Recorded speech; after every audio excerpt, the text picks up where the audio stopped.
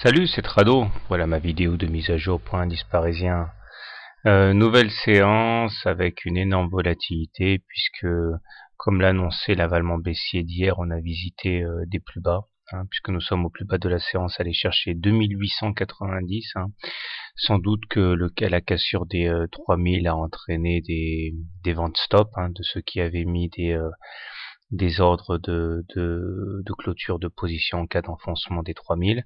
Mais à partir de ces plus bas, eh bien, des rachats à bon compte ont eu lieu et nous terminons bien au-dessus des plus bas avec un niveau d'ouverture similaire à celui de la clôture. Nous avons donc un doji, c'est caractérisé par cette petite bande, ce petit segment horizontal qui montre effectivement l'indécision sur la séance. En tout état de cause, c'est une séance qui semble augurer d'une ébauche de rebond technique demain, un petit peu à la manière de ce qu'on a eu le 9 août, puisqu'on avait eu un harami haussier qui nous avait permis de gagner quand même plusieurs pourcentages en séance avant de nous effondrer.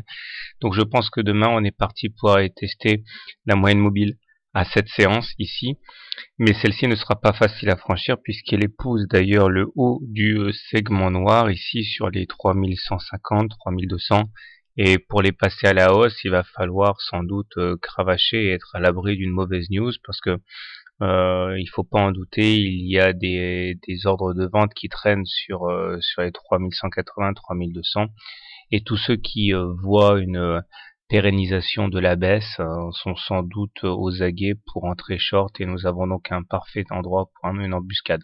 Ça va dans les deux sens, si on enfonce significativement la M7 et le haut du canal noir, il y a de fortes chances pour qu'il y ait une accélération haussière suite au stop loss, cette fois-ci des baissiers qui auront mis un stop en cas d'enfoncement significatif de la M7. Donc séance à enjeu demain. Toujours est-il que la séance est belle, la mèche basse très longue et encourageante, mais la tendance est toujours résolument baissière, et tout au mieux on peut s'attendre pour l'instant à un rebond technique. Alors la M20 est décroissante, on est en dessous, donc la tendance elle est baissière. MACD sous son signal est négatif, stochastique en zone de survente, momentum négatif. Franchement, pas grand chose à se mettre sous les dents pour au niveau des indicateurs, si ce n'est cette petite divergence haussière à laquelle on assiste sur le stochastique. Je vous rappelle qu'une divergence haussière n'est pas à elle seule matière à acheter, loin s'en faut. Tous les rallyes haussiers ou baissiers se font dans des contextes de divergence haussière ou baissière.